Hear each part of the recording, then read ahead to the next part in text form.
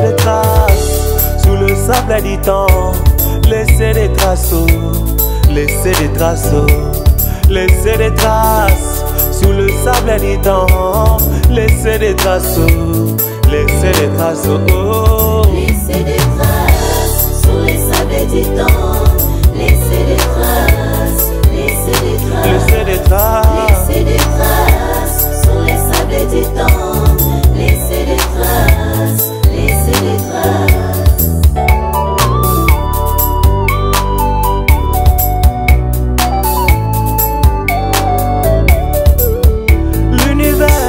Fonctionne dans un système circulaire. Oh, oh. Ce qui est, c'est ce qui était. Cercle vicieux. Oh, oh. Nous vivons, suivant les tremplins de ceux qui nous ont précédés. C'est pourquoi il est préférable de laisser des bons témoignages. C'est pourquoi il est préférable de laisser des bons témoignages. Oh. Laisser des traces sous les sables du temps. Laisser des traces, laisser des traces, laisser des traces sous les sables du temps.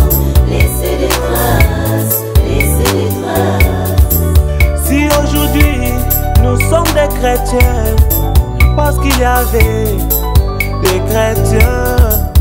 Si aujourd'hui nous sommes sauvés, parce qu'il y avait des sauvés. C'est pourquoi il est préférable, oh, de laisser des bons témoignages. C'est pourquoi il est préférable de laisser des bons témoignages. Laisser des traces sous les sables du temps. Laisser des traces, laisser des traces, laisser des traces sous les sables du temps. Laisser des traces, laisser des traces. Tout ce que nous faisons, mon frère, influence la génération future. Tout ce que nous faisons, parents, influence nos enfants. Tout ce que nous faisons, prédicateurs, influence la génération future. Tout ce que nous faisons, leaders, influence la génération future. C'est pourquoi il est préférable de laisser des bons témoignages. C'est pourquoi il est préférable, oh, de laisser des bons témoignages. Il est préférable, bien-aimé, de laisser des traces, des empreintes, des traces sous le sable du temps, afin que ceux qui viendront après voient. Évangile est Kotimo Boulou. Évangile est Kotimo Boulou. Obomana na Ecclesia. Boîte de nuit na Ecclesia. Oh. Oina na Ecclesia. Poison katia basali. Tokomi wapi. Shalom, shalom, bananzambe nyonso, bozolanda biso na ngonga oyo, bozwami na poto, partout, monde entier, Kinshasa, Matadi, donc partout, bozolanda biso, topesi bino bambote mingi, ngonga ekoki, ngonga oyo wapi, to landaka mosal lanzambe, Pasteur Zoé Mukangala, otozo benga l'homme de l'espace large, l'homme de Rehoboth, de Rehoboth, Pasteur Zoé Mukangala. Na émission na biso tozoloba évangélisation partout. Donc partout Pasteur Zoé azokota. Partout Pasteur Zoé azokota ngonge koki simba biki, simba papier, tozo sepela makasi surtout. Na bandeko o bozolanda epi bozo benga ezo sala bien makasi, nazo tikela ye, moi ngonga mokie apesa yo mbote. Pasteur maloba epai na yo. Merci beaucoup. Napesi balanza menyo surtout mbote esika bozolanda biso na mbanza matadi partout na concentré mobimba nzambe azala na bino Mais comme d'habitude, avant que nous musika, tu vas remercier Nzambe pour bonne émission na maboko ya Nzambe na nzela ya losambo. C'est pour cela tozo bon de la totika na maboko ya Nzambe. Seigneur, te pèse merci pambola mojumbo émission oyo eleka na malamu. To bengan on se à dérapage ou ennemi qui est très loin. C'est quand une émission édifiante et que aider bana yo. Au nom du Seigneur Jésus-Christ. Amen. Amen. Na kanisa bino na banda ko bolobi amen. Papa ngonga ekoki tokoki ko sotete to kende mbango mbango sans ko zonga na kombo ya église na yo à tout moment tozoloba Rehoboth arc-en-ciel Rehoboth. Mon explication qui et puis toko continuer place to sukaki. OK, merci beaucoup. Ndewa balobaka église Arc-en-ciel tabernacle Rehoboth. Tu vas Rehoboth, yango dans sens nango originel babé bano bengo Rehoboth. Et ça un mot hébreu Rehoboth qui veut dire seulement l'espace large. Donc il y a de l'espace pour tout le monde. Yango na itoza awana nchasadi tumba justement na veni ngimbi Lenzo Maurice na entrée Mavwemba toza wana numéro nango 13. Surtout dans l'église, il y a pasteur Zoé, on met maillot kino na l'église. Tous on a commis na matad. Et si quand Nzambe a tiré tout ça là, yangwana.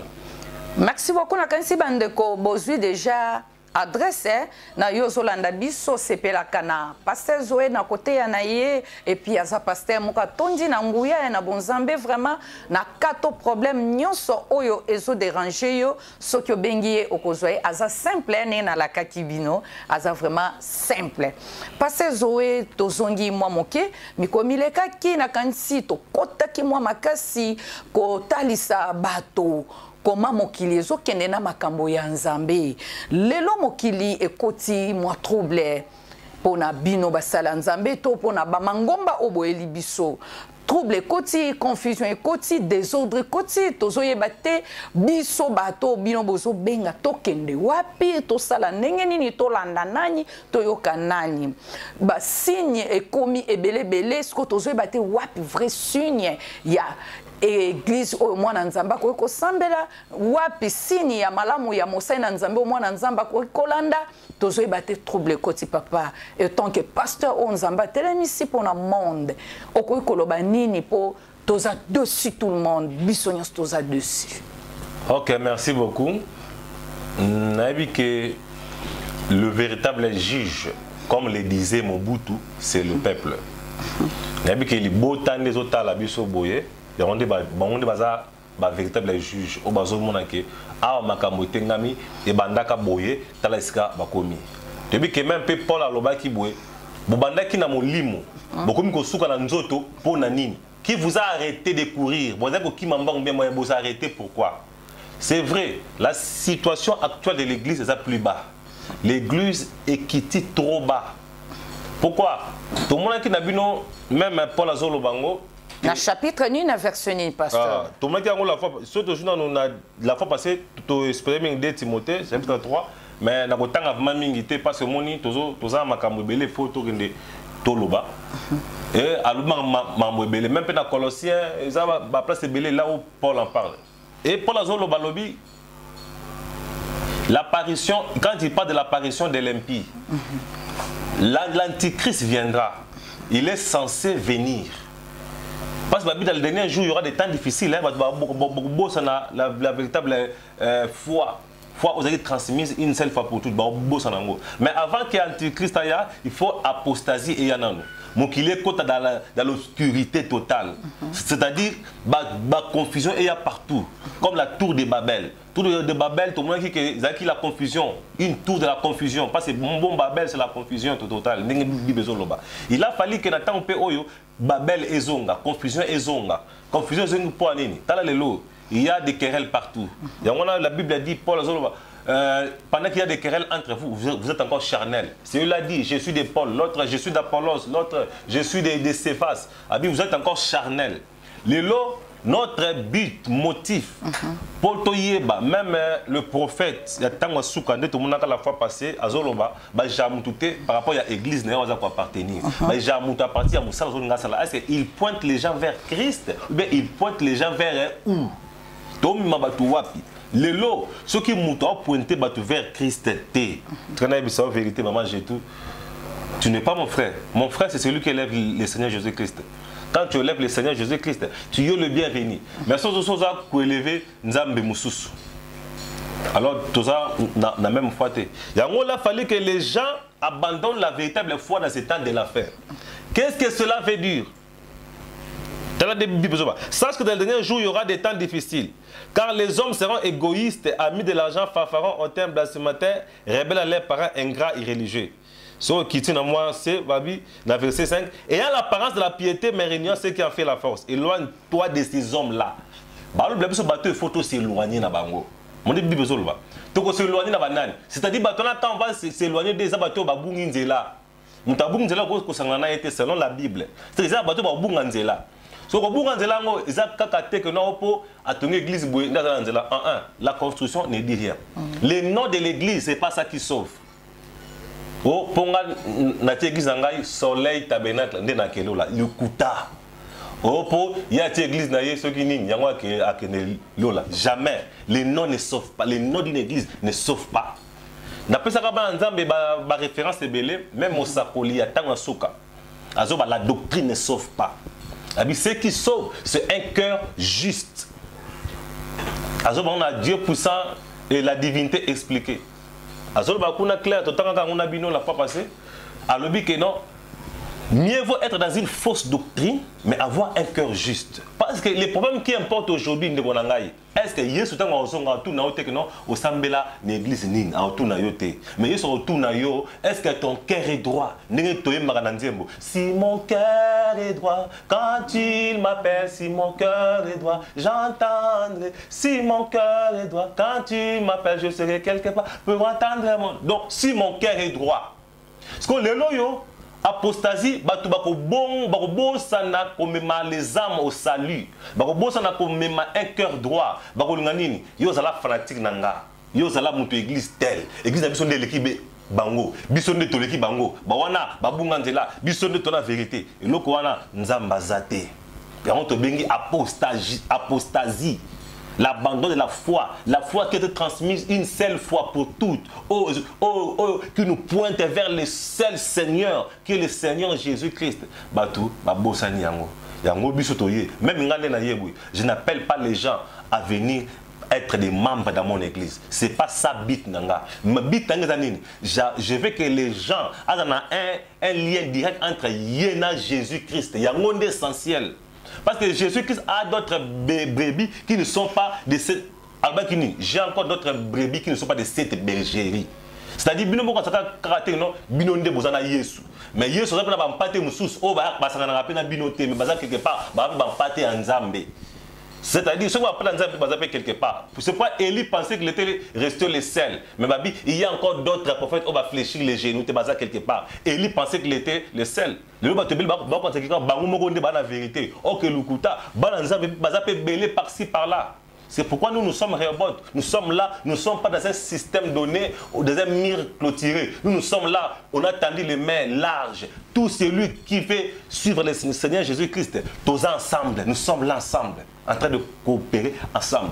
Maintenant, on écoute l'église, poison dans l'église, koyina dans l'église, kofingana, écoute, nyos écoute dans l'église. L'église, ça par terre. Oui, église et kotikao, boza par terre, c'est bien, pasteur. Nini oyo e memi biloko wana nyonso. To mona kowelana, bitumba, bakao, poison. Nini eza vraiment à la base. Il y a eloko wana. Le problème qui est là, maman, j'ai tout, eza na origine. Il y a dans la Bible. Parce que mon na mukimo bimban, na monde entier, maman, j'ai tout. Ce que l'église telle, des véritables églises à Kosio, il n'y a qu'une seule véritable église. C'est l'église de la Pentecôte. Jésus-Christ en montant, il n'a pas laissé l'église. Alors, je bâtirai mon église dans Matthieu 16. Je bâtirai mon église. Et l'église a été bâtie dans Acte 2. Quand le Saint-Esprit descendit, c'est là que l'église a commencé. Et maintenant, toute autre église, pour la véritable, il faut se référer à l'église de la Pentecôte originale. Il faut que la Pentecôte originale. Ceux qui m'ont dit la Pentecôte, et pas la athée, tout ça fausse église. Donc, thermomètre pour te mesurer la véritable église, tout ça na Pentecôte. Il y a un moment dans Malachie 4, Élie vient ramener les cœurs des enfants à leur père, à la Pentecôte. Il faut toujours la Pentecôte, maman, j'ai tout. Est-ce que la Pentecôte, au moment déjà Pierre a tiré Paul poison? Moi déjà, la Pentecôte, oh Barthélemy, André. Il y avait des divergences d'opinion entre Pierre et Paul. Basé dans la même vision.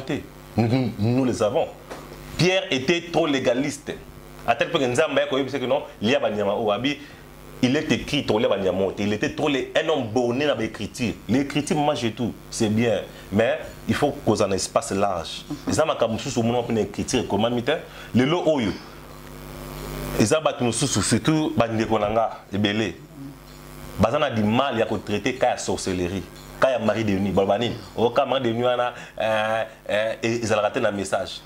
Mais en réalité, les gens sont en train de vivre. Parce qu'on peut traiter quand Marie de nuit dans la citation. On peut traiter quand Marie de nuit dans le verset biblique. Laissons la Bible, c'est Marie de nuit. Là, c'est la Bible, il y a la Bible Marie de nuit. Là, c'est même mot sirène dans la Bible.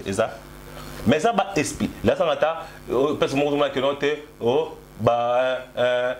masque de vieillesse dans la Bible. Quand on vous fera porter les masques de vieillesse, vous allez faire ceci, cela. Et comment il y a d'autres choses. Il y a l'inspiration, l'esprit continue à agir jusqu'à présent. Moment où il y a des réalités dans le peuple de Dieu. Dieu est censé descendre encore nous inspirer pour traiter ma Makambouana. Il y a moi quand on a borné quand la place monte, il y a les prophètes parlent de légalisme. Moi pas avancer ça pour pas borner quand c'est mon biso to bandaka.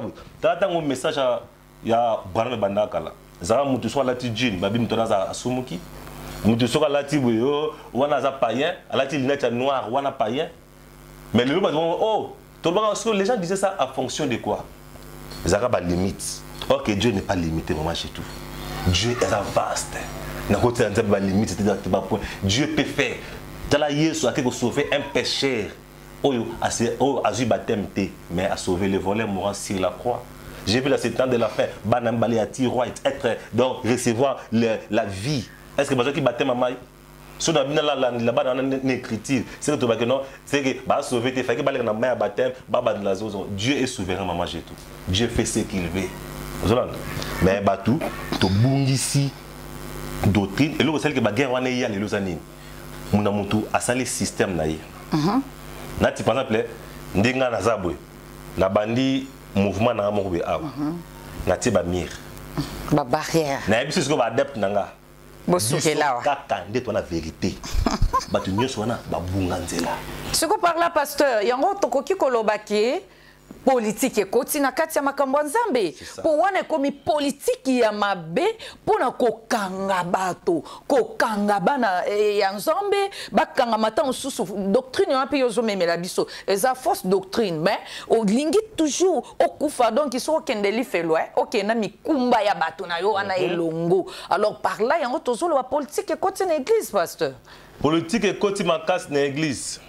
Au moins même ata soko kei quelque part dans la Bible maman j'ai tout baye koli bakuta ki mouvement a cherché ba démon na komba Yesu même si Yesu ke to pekisa ki Yesu beaucoup ce point opo alanda bisoté na kudu muso to mona kete l'église na biso to mona ka été Yesu a dit tiens qui n'est pas contre nous et pour nous. Beaucoup. C'est qu'il voulait enseigner aux disciples que non. Et ça, il va sauver. Il y a des gens qui ont l'unique éthiopienne. Philippe. Philippe, tu as mis la vérité. Est-ce que l'unique éthiopienne a l'église na temple de Jérusalem? C'est comme ça. C'est le système. Bisoka de tout ce qui a la vérité. Quand il y a bon. Il y a des gens qui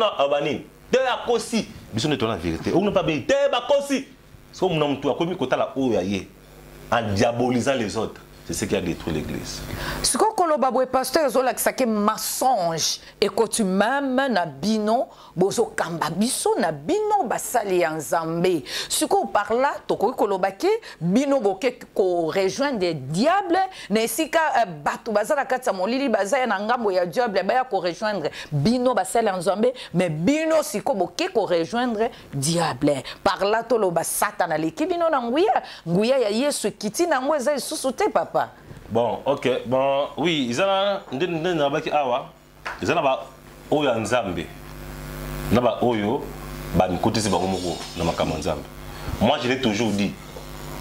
Ceux qui nzamba bandeli mokila tout nga choix nanga. Na lingana za pasteur te.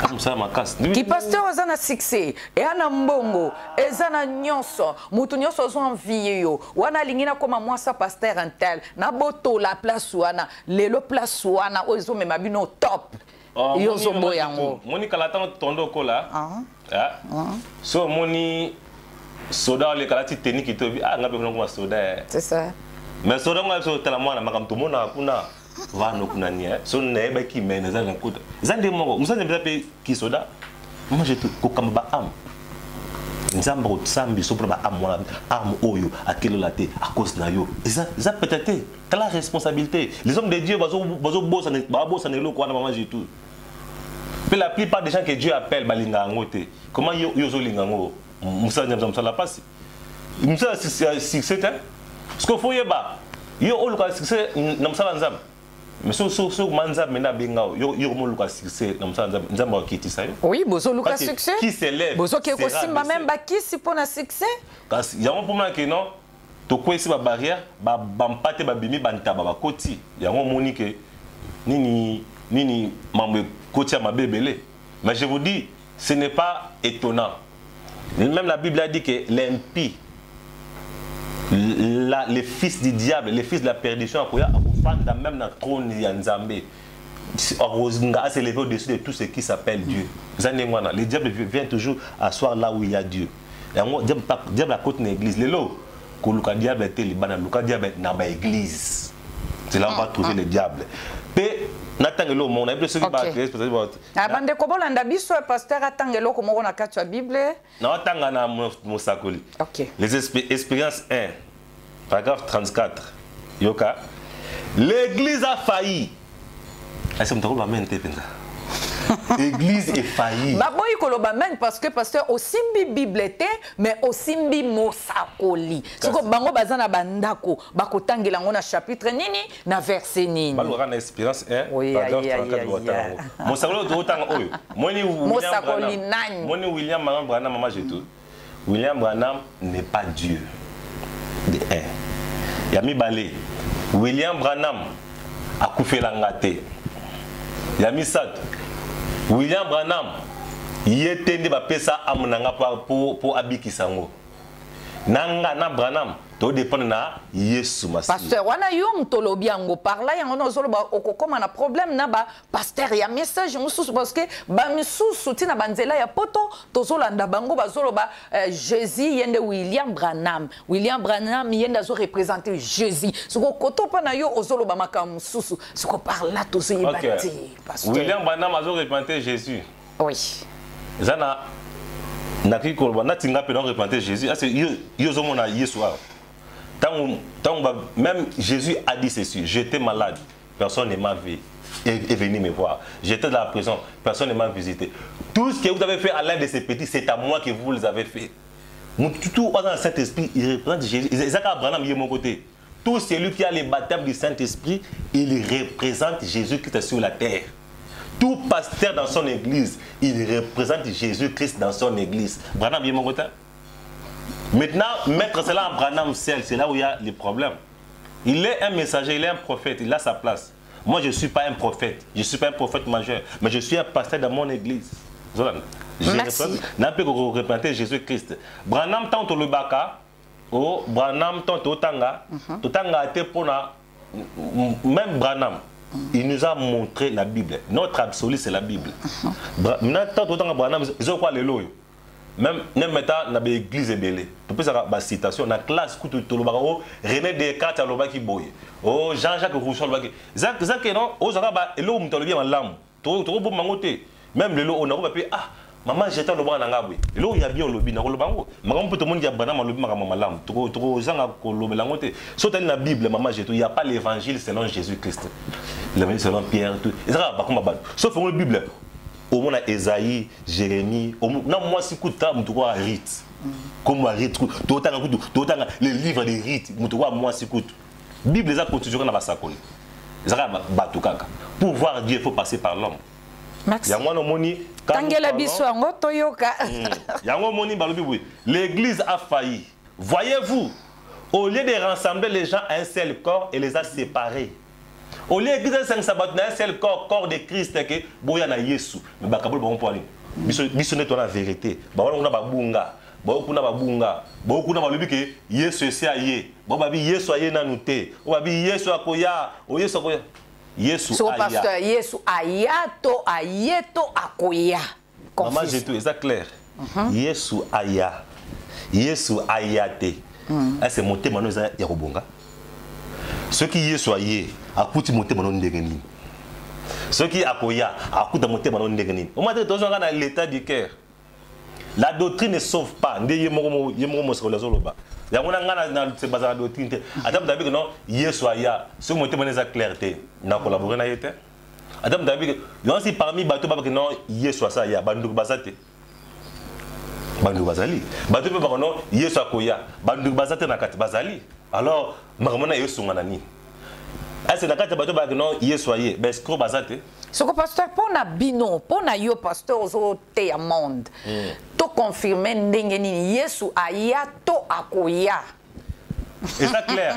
Mon ni robot. Oui. Biso robot to zaka au milieu du chemin. OK.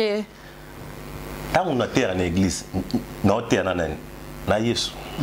Donc pour na yo Yesu azali. Ce qui Yesu azate. Même ata na banzembo oto yembaka mama jetu. Nato yoka tose manzembo Yesu azali awa Yesu azali awa. So muto aza awa. So neto ba non Yesu azali awa so ki azate. To ba Yesu azali awa so ka azawana. Moi je crois que Yesu azawana. So ka azate, ne surtout do sa pamba. Mais je crois que Yesu akoya ko enlever biso poto ne lola ko zonga to zela ya ko ya. Akoya ko enlever biso poto que ne physiquement tomata. Avec na Matthieu 27, dernier livre, il y a Matthieu, Alobini. Alobi que je suis avec vous tous les jours jusqu'à la fin du monde. Vous en mangez tout. Abina, zana bino mikolo nyonso kino na suka. C'est dans Matthieu 28. Kino na suka ya mokili. C'est que na micho Yesu pas zana mabele. Mais ata mon accord na yete, ata mon accord na nga. Attends mon accord na yo, attends mon accord na ye, il y a nous sommes dans le Saint-Esprit. Jésus qui est venu, c'est le baptême du Saint-Esprit. Jésus qui est venu, c'est le message de l'air. Jésus qui est venu. Donc azawana. Mais Yesu physique a matek na ba pota, akwa ko enlever ngana yo. Poto que ni na lola. Ça simple, ça vraiment ça pas débattre.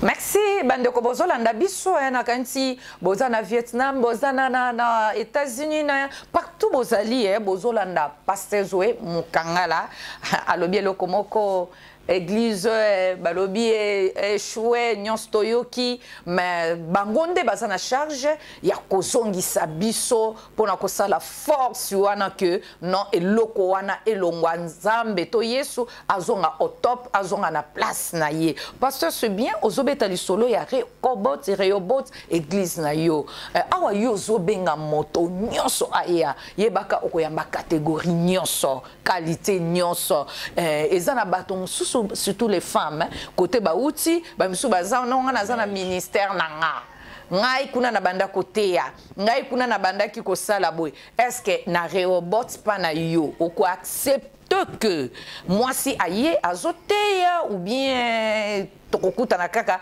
na bilo na non ici chez nous les branamistes biso moi c'est ateakate pasteur olobinini. Merci, moi je sais pour répondre à votre question nous a vraiment bien. Sotali na Matthieu, maman j'ai tout. Matthieu 9, on remonte dans verset 10 au 11. Jésus était là sur la table avec des publicains, les gens de mauvaise vie. Parce que Jésus était Rehoboth. Il n'était pas venu pour les saints. Yesu ya pona mon chose soki Yesu tango na mokili akuti oza saint ayelioté. C'est ça. Ayeli bato ya mabe.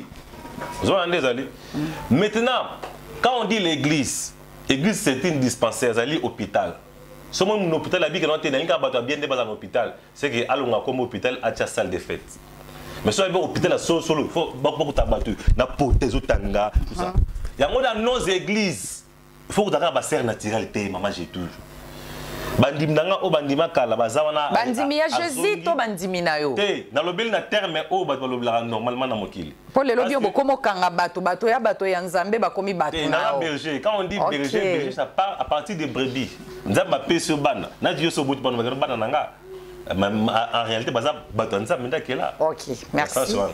Sikoyo bana otoboti tant bazawana tango baye na église to pe la nourriture babongwani abinga na mlonga kama be pona pengu sakabato mais na comprendre la parole de Dieu na la soupe na pengu sote na la lata étant que moi na ya nzambe monte que a commis sauvé a commis bien ta commis bien il faut battre monsieur mabe bayaka mais so on kuti na église o na église na la robot o kuti to sali un mois ba ka ya bien ba c'est ka naturel c'est que to lembisi côté évangélisation ba o da baza bien bazana il faut ba o sur ba païen aya un païen aya dans l'église ou bien une païenne à l'église à l'état azaleli Yesu akutani na Marie de Béthanie la femme prostituée aya koti na kindumane Yesu atira ko batiki non lunga kuna pécheresse adultère impie jamais ayamba qui est à l'état même Marie de Magdala a été reçue à l'état Yesu a mis les voleurs mourants à l'état a dit non répands-toi d'abord demande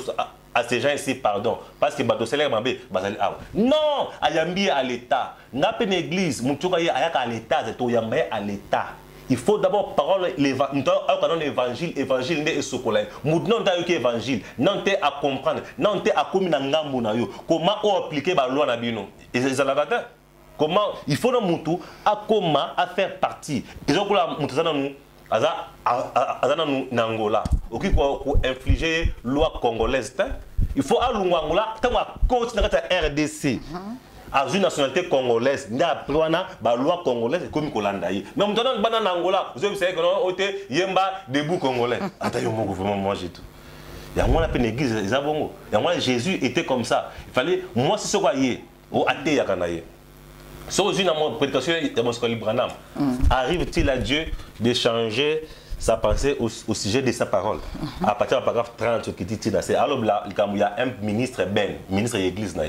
À Kenda qui a bali moi si libanda, moi c'est maman pasteur, moi c'est moi teyaka. Ben à qui a bali maman pasteur, moi c'est teyaka. Tant on memi dans tabernacle, Branham a dit ko kena mba ngote, aza bébé, ko kena maman, kena malem. Akile malem ti maman na tanga yoki évangile na yo ah ngana ote ya susute parce que bon ma bini prédication etikali kaka na mobali na ye mais akena ki ko linga ma pasteur ate akuna amemi na Branham tabernacle eza na prédication na paragraphe 30 qui dit na c'est aza ko expliquer yango zolanda c'est-à-dire ce qui moi ça tient à une église na benga na yete na ko ça appelle débat na yete donc on peut c'est cher non peut c'est cher la Bible dit que la femme ne prêche pas. Mais moi si à côté il y a baninga ma maman même na titre babi que les femmes sages encadrent ba jeunes ba c'est bon comment entrer dans les mariages encadrement voilà ça ma beauté c'est un encadrement si ko yeso ga yé nako akobabio ka lobanzambe beaucoup c'est que mon ba to be ba ko agir ndeke ba ko agir pour ayoka nos vérité té tika muto avanda ayoka ka vérité ko sa musala katna ye à comprendre ils ont des bouilles maintenant église au batiaka basi bateya c'est leur doctrine non on a pas la doctrine par là pasteur y a to tunique doctrine likamba doctrine et comme ma biso na lola doctrine c'est pourquoi j'ai répondu bailler doctrine na biso tozui bible to boaki mais ba oba memi biso na sale comportement na c'est vous les pasteurs binondé pasteur voilà wana na éviter ceux qui n'ont ko tanga quelque chose au moins j'ai tout il comme il y a doctrine ngandenge nazaboy ngai na respecta doctrine nyos. Oui, doctrine, tout azoya na doctrine naie, na condamné doctrine naie. Moi je respecte chaque doctrine. Non, oui. Moi il se peut que na quoi prier yoté. Mais tout le monde de la même façon. Paul et Pierre ne voyaient pas les choses de la même manière. Mais cela n'a pas empêché la communion.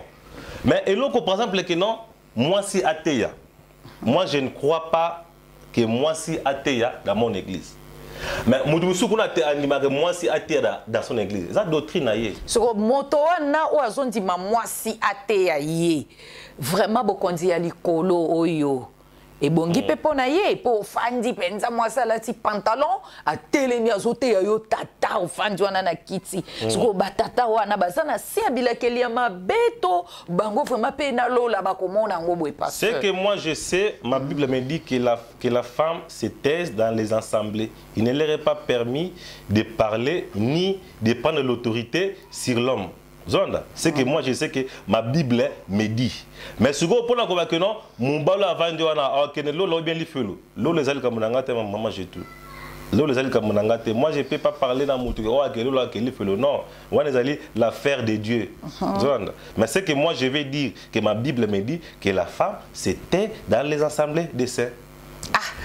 Bande ko bozolanda biso bipa nyonso na kanisi boyoki passe zoé azolukela biso toujours ba chapitre na ba verset po ye azo défendre po tozotala boye tozangi moto tokoyoka na ekeke oyo tozomona te ba trouble ba désordre do tozoyeba te nani azotia biso na nzela nani azobungisa biso tozoyeba te mais tozana passe zoé awa yepe azana kati ya message bango kutu baza ba champion ya doctrine biso pana biso zala naturel zala boye menazo comprendre te tozo yebate passer zoé pourquoi na moment oyo kaka makambo baby yo potelemi pona kotalisa bato non te il faut boye pasteur kala wana ozala ki wapi nazala ngai biso tozawana tozali mais amoni d'autres choses to intervenaka selon circonstances tant circonstances monani ndesali que to intervenir.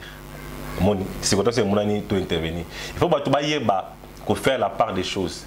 Branham collaborait avec des prédicateurs baptistes, méthodistes et tout. Ils n'avaient pas peut-être le même point de vue sur le plan évangile. Dans la Tommy Osborne, moi na William Branham, Oral Robert, bana William Branham, ministère à partir du ministère il y a William Branham. Mais surtout bien, il y avait d'autres points. Osborne ne voyait pas la même chose avec William Branham. Mais cela n'a pas empêché qu'ils soient ensemble. Nous avons que Jésus est venu. Son amour obi kalbanzambe, tu es mon frère. Mutabi Jésus n'est pas venu. Obi kalbanzambe, tu es mon frère. Mutabi konote nganaza mutuya église au cité Bethel, naza muta fait pako, na muta c'est tu es mon frère ce qu'on dit ma Jésus Christ ton sauveur personnel et ton Seigneur. Tu es mon frère, na boyo point. Merci pasteur. Pasteur, naebi ke to combinaison na soukame et loko oyo to continuons au mikologo ya question na zoto est-ce que oso reconnaître bino ba pasteur il y a message attend de la fin pour rendre ba tout ba hypocrite. Pourquoi nabi ke ba comme hypocrite? Mutoye na long jip. Ote wa kota. Wa na mini jip kokota te yo bima. Parce que lobi akona long jip non pas parce qu'elle est convaincue, mais quoi non pour la pasteur bengana yete. C'est déjà l'hypocrisie. C'est pourquoi il faut qu'on connaisse les changements dans la carte à Moutou. Mais l'apparence de la pureté. Les diables aiment l'apparence. Les diables, les diables, on l'a tapé long jip. On a tapé cheveux naturels, tout bien. Diable a été pose à la wana. Puis il y a un diable. On l'a typé bongo. Mais Dieu a une apparence, mais la kati est l'opposé à la terre. Mais ok, Dieu veut que kati quelque chose est dans la kati, il faut que l'extérieur est dépend de la kati. Ce qui est extérieur est dépend de la kati, c'est l'imitation, c'est l'hypocrisie. Il y a un moment où on a dit que la doctrine ne sort pas. Même Branham, on a Dieu mal compris. Des longues jupes ne vous amèneront pas au ciel. On a Dieu mal compris. Des longues jupes ne vous amènera jamais au ciel. Il faut pas bailler bakayango. Les gens pour la longue jupe n'est pas chrétienne. Non. Na longue bilo comme toi. Tala, nana ala tara bien collègue ba sœur catholique. Tala, ba bible latin. Ba sœur catholique. Au monde ata de pécater. Alors, jusqu'au tala ba sœur a tout la longue jupe mais ah zomona. c'est-à-dire ça ténité même l'habit ne fait pas le moine. Il faut tout la divinité expliquée paragraphe 40. Eh bien, j'ai dit à frère Ness. Bon, vers les milliers. Voyez, en effet, je préférais avoir une fausse doctrine avec un cœur droit, plutôt que d'avoir une bonne doctrine avec un cœur qui n'est pas droit. Voyez, après tout, c'est l'état de votre cœur qui compte. On l'a dit. Bato bandimaka message nasi ke balobi amen. La doctrine ne sauve pas. Jésus est venu, il n'est pas venu. Oh, ceci, c'est là. Oh, là, t'as longue jupe. Oh, frère, il faut que tu message. Ok, Branham n'a pas laissé que Nzembo, Banzemo Mingo, Tuembarao, et ça, Banzemo, païen. Et puis, mon Dieu, plus près de toi, et ben n'est pas chrétien, t'es pas païen. Même pendant Banzemo, sur les Indines, Colombes, Blanche, c'est un païen qui l'a composé. C'est un païen d'Azim. Branham a ajouté le dernier couplet. Il y a la Bolingwanzambe, la Bolingwanzambe, mon ennemi. C'est un fou. On a asile de fous. Un fou a bandi au Komango, na prison à Zokoma. Les fous là n'étaient même pas du message. Bandim Bele Otomaza, Bandim, il y a des protestants, il y a Michoun. C'est-à-dire, moi je crois que Nzembo, inspiration, Dieu peut même te parler par la bouche d'un hypocrite. Il faut juger à partir de sauter. Juger à partir d'objectif, de but, il y a à poursuivre. Il y a le discernement de l'esprit. Paragraphe 13, 14, 15, 16. On ne peut pas juger un don à partir de l'appartenance à l'église. Mais ça doit partir, il y a inspiration à Zanango, il y a but, objectif à même la batte. Donc, non, cela vient de Dieu ou ça ne fait pas de Dieu. Okay. Il y a aussi des gens dans le message à qui inspiration qui ne vient pas de Dieu. Bazali. Moi, je ne crois pas que tous les gens qui sont des messages iront au ciel, non? Il y a aussi des faux croyants, des impédiques, des prostituées, les sorciers aussi sont là. Même les magiciens, même il y a aussi des pasteurs sorciers. Na message bazali pasteur oyebi ozope ça passe na mitema ya bato parce que botikala ki église o moko mokili etchela ki bino espoir etchela ki bino motema po tozala ki lelo soko moni ndeko asambela kana message attendre la fin ozomona ndi omoni nzambe omona ndi omoni saint moko boye mais lelo na bino bokoti na kati ya abomination wana pasteur tosuki wapi. Bon, le mieux à faire, c'est maman Jésus, l'andaka Jésus-Christ. Bataille parole en Zambie. William Branham nous a prêché la vérité, l'andaka vérité au bataille, c'est ce qui importe. Maintenant, dans biso basala nzambe mabeto sakazani, olingi obaksa maile non likolo ya lobanzambe, mabenda ngwana. Lobanzambe zakani lobanzambe zali. Tant tout tangia balobi que la doctrine ne sauve pas. Tobika amen et la doctrine ne sauve pas. C'est tout de l'avant. Babi ce qui importe, monter mes amalam. L'oura monter mes amalam dans Zambie. Yangonde comme on a lola. Même si on croit une fausse doctrine, mais sur le cœur est droit. Ndenge muto ngana lobi yangote, to tangi na yo a uyoki. Un cœur droit, c'est ce que Dieu veut voir. Si mon cœur est droit, c'est basé sur l'état du cœur. C'est vrai que dans chaque âge, Dieu envoie un envoyé, un messager. C'est la parole de Dieu, nous les croyons. Mais Batou, comme une dénomination. Une dénomination, c'est quoi? C'est seulement porter un nom et avoir un système. Dans le message aussi, il y a déjà beaucoup de systèmes. C'est ce que nous déplorons. La Bible a dit que le jugement doit commencer à l'intérieur. Si nous avons, dans 1 Corinthiens, Paul dit, si nous avons à juger, jugeons ceux de l'intérieur, pas ceux du dehors. Pourquoi quand nous faisons le mal, il faut que non, ici ça ne va pas, ça ne marche pas. Tu as là comment un message. Pasteur Okunabi a été na chair, a critiqué pasteur Moussous, na chair na église. Par là les gens lobby, bo échouer binonions ensemble, vous êtes dans les mêmes sacs. Yo lobby tout, bo échouer. Mais attends que l'église a failli. Donc l'église a failli, apostasie c'est bétignos. C'est quoi papa, ni to ko senga na nzambe poto, zonga na ligne, on a tout considéré bino. Le moni, dans Matthieu 25, l'épouse, vierge, sage, na folle, attendez les maris. À un moment donné, bango balali. Pongi ndango ozali. Mais il faut que dans le moment où il y aura quelque chose, Dieu va assister à un réveil, il y a quelque chose qui va amener l'église à l'unité. Donc vers l'unité. Mais toujours qu'un réveil, on est musulman. Tu vois que bamba binonyo so bango ba mati. Nani. Bon. Réveil nani, olobi ni réveil nani. Ba musulman de baso ya ba ko bamba binonyo so ana ba o ba to message, o ba to nini boko lala ba monde ba ko tombwama pona ko kamba bino siko. Po bino ozui zéro. Tout ça dans le Congo, le Congo est un État laïque, liberté d'expression des religions partout. Tout le monde est libre d'exprimer sa religion, ça m'embête bien. Mais ce que moi je vais dire, c'est le mésaboué. Les chrétiens, ce monde est pasteur à Zanérer, qui est le Lukaye. Tika qui travaille pas dans cher na yo, bo sali réunion, pasteur on a zamabé, pasteur on a salaki bo. Babi un ça veut dire ça mon double honneur.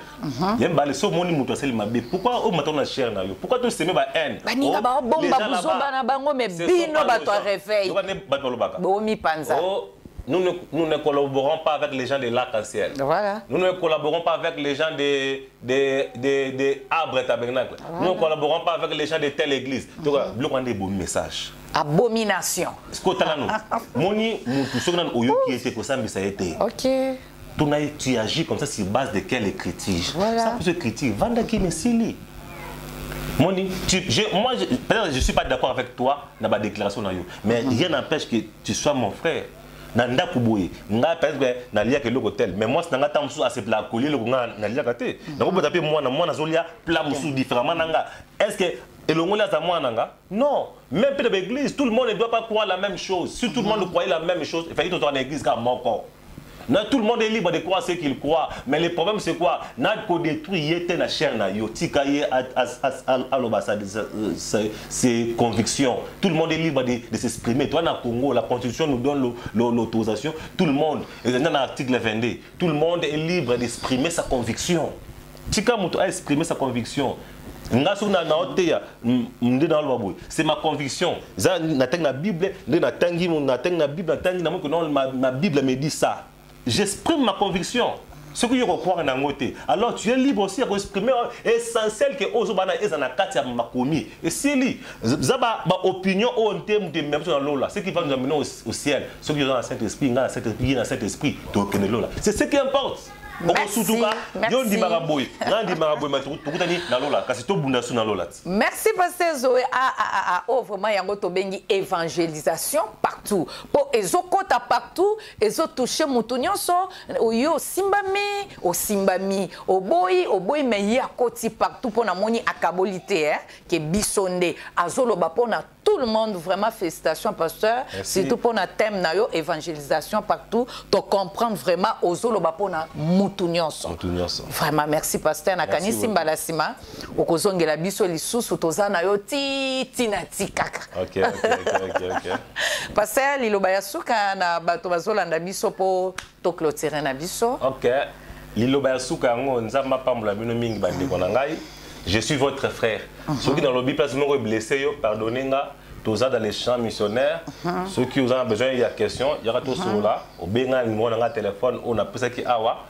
Ou bien on va communiquer écran à binoana. Ou bien tout cela, n'ambalanga tout le monde. Dans votre frère. Dans les moindres, dans les plus grands, dans les moindres de tout, na yeto sangala. Ko finga ngate, ko tonga ngate, l'église na yo, ko sala nga ba réunion te, to sa musala ya nzambe moko ko le Yesu Masia. Bongo bana bande ko bakota kana Facebook na WhatsApp bako ko zo ndenge nini. Na Facebook pe ko zo ngai. Compte na nga Facebook. Na compte moko na osala.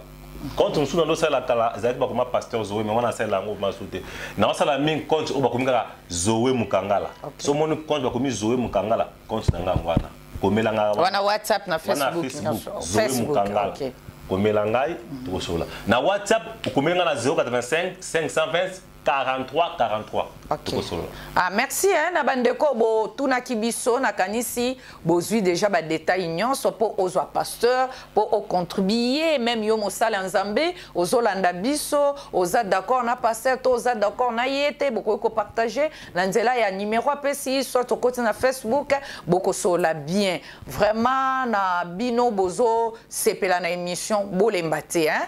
Nzambe na biso azanzambe ya mawa akopesa toujours basala nzambe mayele. Ndeni bako kosala po bazonga tozala décourager te bakozonga na nzela bakozongisa biso pe na nzela na pesi merci mingi na le grand monteur Timba Mwanda o bozomona zo monter biloko kitoko ezoleka partout bozolanda vraiment nzambe apambola e makasi bana ya arc-en-ciel nyonso nzamba pambola bino bana nzambe nyonso nzamba pambola bino pona mokoma lelo to suki wana kimia o mabota mabino. Évangile koti mo bulu. Évangile koti